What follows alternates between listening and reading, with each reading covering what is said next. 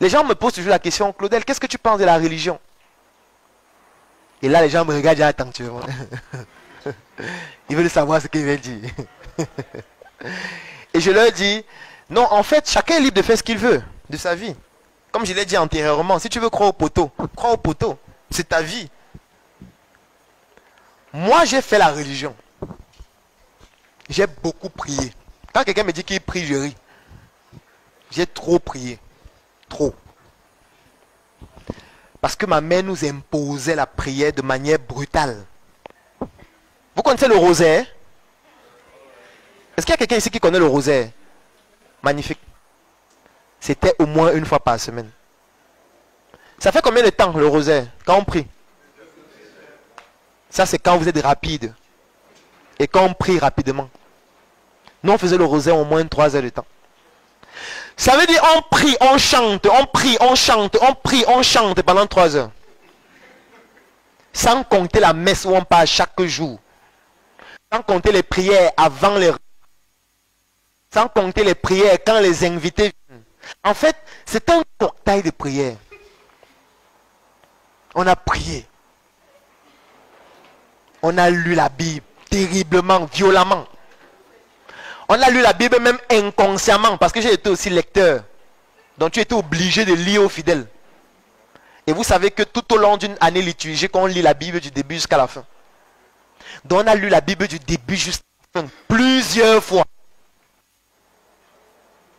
Sauf qu'on était tout pauvres. On a compris qu'il faut changer quelque chose. On a décidé de changer l'ingrédient prière par l'ingrédient travail. Identification d'opportunités. Saisir les opportunités, chercher de l'argent de manière brutale, comme si la vie dépendait. Et les résultats sont là. Start-up Group, sur mes yeux, et beaucoup de... On a compris donc qu'il est temps d'arrêter de ronfler intellectuellement. Sauf que quand je dis ça à quelqu'un qui a dit un certain âge, ça ne sert plus à rien en fait. C'est perdu. Il va dire, mais ça c'est un démon. Ça c'est un vampire. Il doit boire le sang certainement. Il doit dormir la nuit au cimetière. Comment il peut dire que la religion, Jésus c'est qui? Ah bon? Il sait que l'Afrique est en train de vivre ce qu'on vit là. Il est au courant de ça ou il est complice de ceux qui nous font vivre ça. Ça veut dire qu'on doit le juger. Il doit s'asseoir là, on lui dit, ok, c'est toi Jésus. C'est toi qui as fait que les gens viennent nous coloniser pendant 400 ans. Je ne sais pas si on comprend ce que ça veut dire. Hein. 400 ans. L'État de Côte d'Ivoire à quel âge? Ça n'a pas encore atteint 100. Hein. La colonisation, c'était 400 ans. C'est-à-dire que plus de 4 fois l'âge de l'État de Côte d'Ivoire. On prenait les plus valeureux africains. On les mettait dans les bateaux. Certains mouraient. On les envoyait dans les plantations cultiver la canne à sucre. Moi, la question que je vais vous poser, pourquoi on vous dit de cultiver le cacao et on leur faisait cultiver la canne à sucre? Pourquoi? Ça, c'est une question que vous devez vous poser. Pourquoi eux, ils ne partaient pas là-bas cultiver le cacao? Pourquoi? Et pourquoi jusqu'à aujourd'hui, on vous dit non, les Ivoiriens, vous êtes les plus grands producteurs de cacao. Bravo, bravo à vous, vous êtes incroyables. Non. On n'est pas incroyable. Pourquoi le cacao? Pourquoi on ne produit pas la canne à sucre? Pourquoi on ne produit pas l'EVA nous-mêmes pour transformer localement? Bon, prenons même le cacao. Pourquoi on ne le transforme pas localement? Pourquoi? Ça veut dire qu'il y a quelque chose qu'on nous cache. Et les gens qui nous ont fait ça pendant 400 ans, Jésus était là, il a vu ça. Ça veut dire que Jésus est donc complice des gens là. C'est pour ça que j'aime souvent dire que nous, Africains qui sommes ici en Afrique, nous, on n'a pas d'ancêtres esclaves. Nos ancêtres n'étaient pas les esclaves. Parce que les esclaves, c'est ceux qu'on a pris ici, on est parti avec eux. Qui sont aujourd'hui aux États-Unis, qui sont partout ailleurs. Ceux qui sont restés en Afrique, ce ne sont pas les esclaves. Nos ancêtres qui sont restés. Qui se sont battus dans les forêts.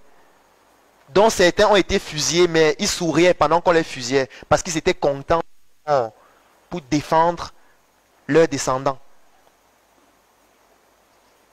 On ne peut pas s'amuser avec ça. Je veux dire, si on ne continue pas leur combat, nous serons des traîtres à vie. On sera reconnu dans l'histoire de l'humanité comme des traîtres.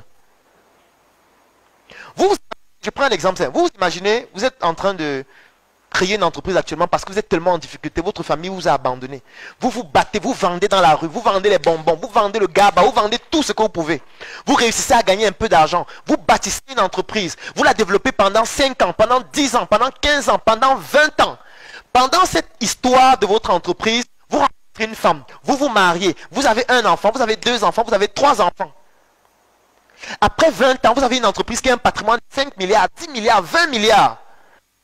Sauf qu'un jour, brutalement, vous faites un accident de la voie publique, vous mourrez avec votre femme. 2 enfants vendent vos entreprises, ils partent faire la jet set avec. Qu'est-ce que sont reconnus dans l'histoire comme des traîtres éternels. C'est ça qui va se passer. Parce que ça veut dire qu'ils sont en train de mépriser vos 20 ans de souffrance, en fait. Donc ils prennent vos 20 francs, ils vendent, ils partent par le champion importé. C'est ça que ça veut dire. Ça veut dire qu'ils n'ont pas été votre flambeau et de continuer à pérenniser l'entreprise pour que votre nom continue d'exister. Parce que parfois l'entreprise a même votre nom.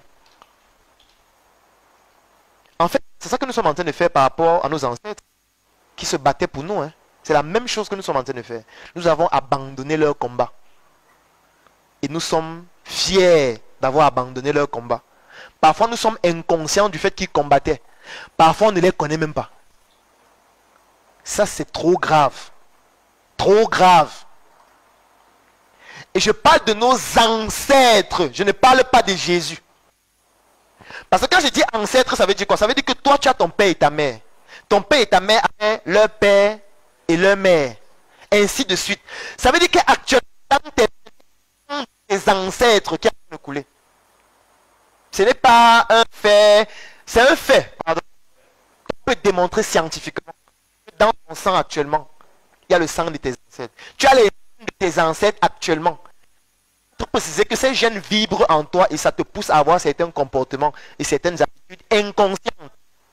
C'est-à-dire que parfois tu développes des attitudes qui proviennent de tes ancêtres 5 générations avant. Donc tu n'as pas le choix de respecter tes ancêtres ou pas. C'est pour ça que nos ancêtres, c'est ça que c'était ça leur spiritualité. Parce qu'ils avaient compris que nos ancêtres vivent en nous.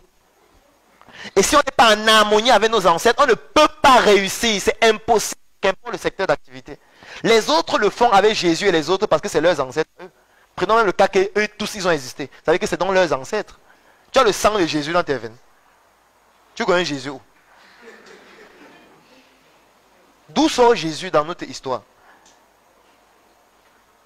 Tu laisses ton grand-père, tu parles de Jésus. Je ne suis même pas sûr que les gens connaissent leurs ancêtres sur 3, 4, 5 générations jusqu'à donner leur nom. Mais vous connaissez le nom de tous ceux qui sont dans la Bible. Mais pour moi, c'est une aberration. Et chacun peut être choqué, ce qui ne va pas me de tout. Parce que chacun est libre de penser ce qu'il veut. Mais c'est à ça que moi je crois. Il ne faut pas que nos ancêtres meurent pour rien. Parce que prenez vos ancêtres comme vos parents. Parce qu'en réalité, ce sont vos parents. En réalité, ce sont vos parents. Qui sont morts violemment, tués, assassinés. On ne peut pas être indifférent face à ça. On ne peut pas. Si on est indifférent face à ça, c'est que nous-mêmes, nous sommes des criminels. Tout simplement. Après, libre à toi, tu peux... Moi, allons même sur ce monsieur de Jésus. Allons même un peu sur lui. Cet individu a fait des choses extraordinaires. Voilà un monsieur qui est venu troubler la tranquillité d'un couple. Il y avait un couple qui vivait normalement. Marie et Joseph. Marie était avec sa femme tranquillement. Son mari, pardon. Marie était avec son mari Joseph. Tranquillement. Un jour, quelqu'un vient, lui dit que sa femme là, c'est elle qui va enfanter le sauveur. Et d'après ce qu'on nous dit, elle était vierge. Ça veut dire qu'il n'avait pas encore consommé sa femme. Lui-même. Donc il vivait au quotidien avec elle et il était, je ne sais pas s'il était impuissant ou bon, en tout cas, on n'a pas parlé de la partie là. Mais il n'avait pas consommé, c'est ce qu'on nous dit. Ok, d'accord. Le sauveur vient. Il naît. Le sauveur fait toute son histoire jusqu'à 33 ans comme Arafat et il part. Quand le sauveur part, on récompense sa mère. Sa mère va au paradis. Ça donne quelle fête? Férié, n'est-ce pas? Ok. Et son père où? Quelle ingratitude. Son père où? Il y a une fête de son père. Ça s'appelle comment? Son père est parti au ciel. On oublie son père. Ça veut dire qu'il avait sa femme, il n'a pas consommé. On a pris sa femme, il a éduqué l'enfant pendant 33 ans. Sans consommer. L'enfant est parti au paradis. Sa mère est partie au paradis. Il y a un jour spécial pour ça, férié. Lui, on l'a oublié. Ce n'est pas ingrat. Vous ne trouvez pas que c'est trop ingrat ça? Donc cet individu de Jésus a beaucoup de comptes à nous rendre. Beaucoup de comptes, beaucoup. Il y a trop de choses qu'il doit nous expliquer. On doit le juger, l'histoire doit le juger. Je vais continuer. Il y a deux autres individus qui s'appellent Adam et Ève. Voilà deux individus qui sont dans une forêt ou dans un champ, je ne sais pas où ils sont. Et c'est eux qui ont enfanté toute l'humanité. Wow! Les hommes couchaient avec quelle femme? Attends, ça veut-on dire que les enfants couchaient avec leur mère? Il y avait combien de femmes? Une seule femme. Ça veut dire qu'elle la couchait et les enfants couchaient avec leur mère pour avoir d'autres enfants pour que nous soyons logés. Non, il faut arrêter. Il faut arrêter. On ne peut pas continuer comme ça. On ne peut pas. On ne peut pas. Je veux dire, si on continue comme ça, c'est qu'on est en train de valider que nous sommes cons. Et moi, je refuse de dire que je suis con. Je refuse. Je refuse. Moi, je ne suis pas con. J'accepte de défendre ça jusqu'à ma mort. On ne peut pas accepter que les Africains soient cons. Donc, au lieu de débattre, donc je ne sais pas d'où ça vient, moi, je préfère débattre sur mes ancêtres. Je préfère débattre sur Sankara. Oui. Je préfère débattre sur Lumumba. Je préfère débattre sur ceux qui étaient là, dont on a même leurs photos chez nous. Oui, je préfère débattre sur eux. Et ça, on doit enseigner ça à nos enfants. C'est pour ça que Startup School existe aussi. On doit parler de ça dans les dessins animés, dans les livres d'histoire. En 2024, tu as désormais entre les mains le pouvoir de changer ton destin, de changer ta vie. Je sais que tu as des projets, mais parfois la chose qui te manque, c'est la visibilité nécessaire pour permettre à ces projets de toucher la cible que tu recherches afin que les réalisations te permettent de te réaliser. Moi aussi, j'ai rencontré les mêmes problèmes, les mêmes difficultés. Il y a de cela pratiquement 10 ans, lorsque je me lançais en entrepreneuriat, j'avais 800 idées par seconde, mais parfois, pour permettre, même ne serait-ce qu'à une seule de ces idées de toucher la cible, je manquais de moyens nécessaires pour pouvoir bénéficier d'une visibilité extraordinaire qui permettrait à mes projets de pouvoir se développer. J'ai trimé, je me suis battu, j'ai échoué, j'ai bouffé des tontines et pratiquement 10 ans après, j'ai tout de même, avec beaucoup de résilience, réussi à réaliser des prouesses extraordinaires et surtout à bâtir une communauté importante. Aujourd'hui, je voudrais te permettre de bénéficier de ce que j'ai réussi à bâtir parce que je sais exactement ce que tu rencontres comme difficulté actuellement. J'ai conçu une offre. Cette offre comporte une publication de ton projet sur ma page Facebook Dr Claudel Nombissier qui fait plus de 700 000 abonnés. 2 formations dont l'une s'appelle Générer des prospects en ligne et hors ligne pour te permettre de pouvoir trouver des clients.